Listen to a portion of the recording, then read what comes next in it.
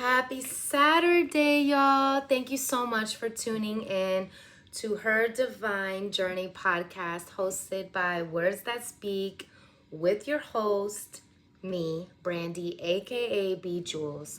And I hope y'all have your tea, your OJ, your coffee, whatever it is, because today's episode, we gonna go a little deeper than last time. So, you ready? Okay. So last week we talked about what is love. But today I want to propose a question. What happens when you break your own heart? When you realize the love you thought was real was never love at all.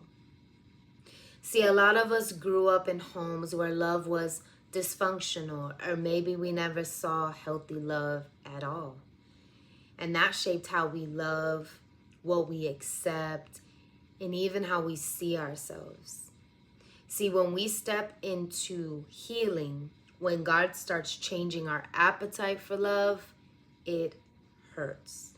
Letting go of toxic love, manipulation, narcissism, and broken relationships, it's painful, but it's so necessary. So recognizing dysfunctional love. So when I first started my healing journey with God, my relationship, when I gave my life to Jesus in 2019, this was one area I really wanted him to work on, because when it came to men, when it came to love, and when it came to myself, it was so bad. My belief system was so toxic. And I was so broken and numb.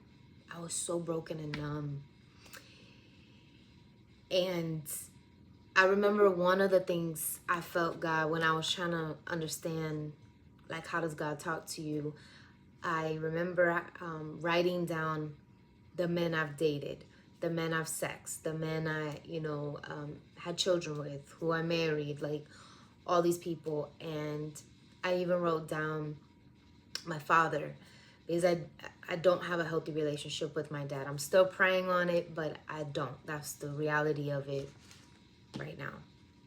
And so when I looked at that list, man, I dated the same person with a different face over and over and over and over and over and over and over again. I even got married, I had kids, and they all had a characteristic of my father, but his toxic ways, not his healthy ways, his toxic ones. And even me, I became just like my father in ways that I hated, that I didn't like.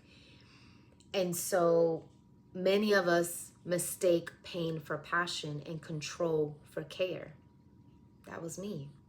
We chase the familiar even when it's harmful, because it's all we've ever known. So there's a Bible verse, Proverbs 14:12, that says, "There is a way that seems right to a man, but its end is the way to death." So I don't believe that the Bible verse literally means like you're going to stroke out and like that's it. You're going to go see your maker. But I do believe it does lead to death. Like when you're in toxic relationships, whether that be with family, friends, somebody you're dating, and they're toxic, it kills pieces of you. It shatters pieces of you. Pieces of you get taken or broken.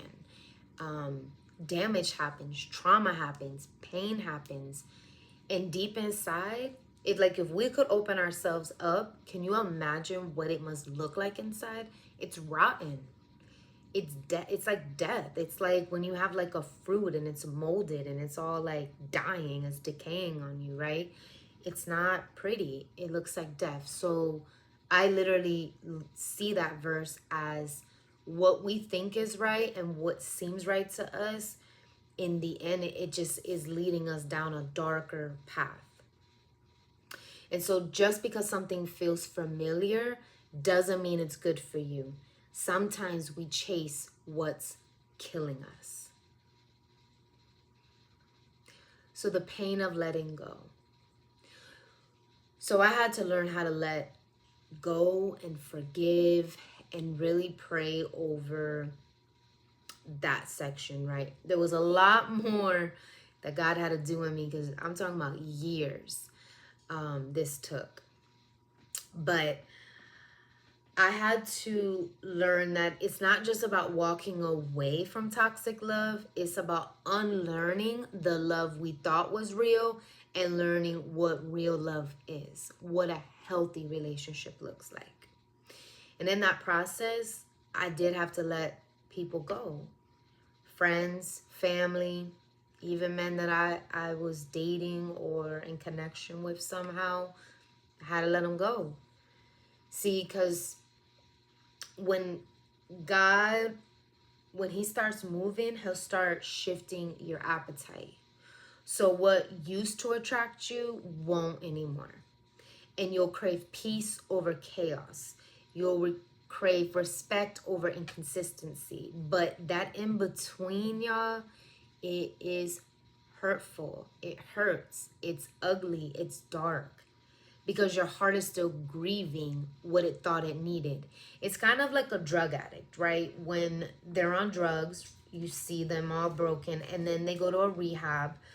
And then the rehab there's this whole process that goes on that most of us don't get to see. And then you see them come out and they look so good. But they went through a process. Their body detox. They went through things depending on what drug it was. And it's ugly. It's painful. It hurts. And they have to heal their mind. They got to heal their heart. They got to heal their mind. And your flesh and what you have already adapted to, when you're taking it away, it doesn't want you to let go. You think the enemy wants you to let go of that toxic thing? Because once you start letting go of these things, you start realizing your worth. You start realizing you're chosen. You start realizing your purpose. You start realizing, oh, there's a whole other world that I didn't even see because I was so blinded by this toxic relationship. And so disappointment can come, and regret can come, and shame can come, and guilt, and all of those toxic feelings, because your heart is grieving, but you know that your heart is not right, and your heart breaks your own heart. But see, here's the good part though, because there's always healing with God. See, God's love heals. So one of my favorite verses, Psalms 147:3. He heals the brokenhearted and binds up their wounds. Yo, I hold on to this verse so deeply. I hold on to it. Because healing is painful. Because it means accepting, get this, that you deserve better. And that requires trust. Trusting that God's love is enough and that he has something greater for you. Okay? We've got to accept we deserve better, and we have to learn how to trust him. I know men, females, whoever it was that hurt you and took that trust from you, you can't bring that to God that way. You can let him know that. He already knows it. He's not surprised by it. But you have to remember, he's not like us. He's faithful. And in this healing process, see, that's where he starts digging all this stuff up, and he brings it to the surface so you can face it. And then it's his battle. And then he starts planting with his seeds, his life, his peace, his trust, his love, his joy, his mercy, his grace. And it just, you taking out the bad to put in the good. So I want to give you 4 tips, encouraging ones in your process. So number 1, recognize the pattern. Ask yourself, is this love bringing me peace or pain? 2, let yourself grieve. Healing isn't just moving on. It's feeling the loss and surrendering it to God. 3, feed yourself truth. Fill your heart with God's definition of love, not the world's. read 1 Corinthians 13. And we talked about that in the last episode. And 4, don't rush the process. Like I said, it's been years, okay? I have been single longer than I got in my relationship with Jesus. I have been single since I was 30, so almost 10 years now. And I have been celibate. It'll be 4 years this year in November. So trust and believe, it's a process, baby. It is a process.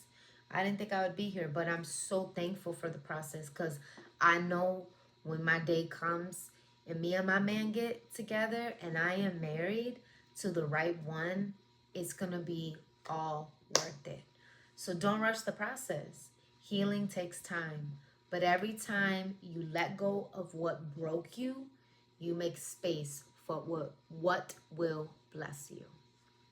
So if you're in a season where your heart is breaking its own heart, where God is stretching you, making you let go, don't give up.